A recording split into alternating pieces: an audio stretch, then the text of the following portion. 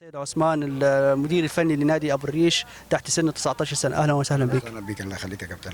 الف مبروك النهارده للفوز. الله يخليك. الحمد لله الكلام اللي تكلمناه معاهم جوا تنفذ الحمد لله، بس يعني هي هفوات كده في الجنون اللي جوا دول، اللي هو الضربه الحره الغير مباشره اللي هي منها الجون الاول دي، والكره الثانيه بس. شايف النهارده نادي حصايا كان ضاغط على او مستحوذ على نادي ابو الريش؟ ونادي الحصايه احترموا مجموعه فريق الحصايه بصراحه، كلهم بيلعبوا قسم رابع معاهم، يعني اغلبيه المجموعه اللي معاه دي بتلعب في القسم الرابع وكويسين خالص، يعني فرقه احترمها خالص. الحكم النهارده ظلم اللاعب اللي اتطرد؟ لا ما ظلموش، هو اللاعب غلطان.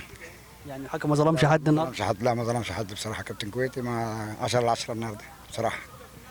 مبروك يا كابتن والف مبروك. كابتن الله يخليك يا ابو الكباتن، الله يخليك، نورتونا. كيس عبد الملاك المشرف العام ومدير الكره لنادي الحصايا، اهلا وسهلا بك. اهلا بك يا فندم. هارد لك النهارده المباراه. الله يخليك يا فندم، شكرا. تقييمك النهارده؟ والله احنا عامة يعني فرق الناشئين السنة دي، يمكن حضرتك لو شفت عندنا في الملعب بتاعنا أول حاجة بيتأهل أو بمعنى أصح بيتجدد كله. كانت عندنا مشكلة الملاعب، مشكلة صعبة السنة دي.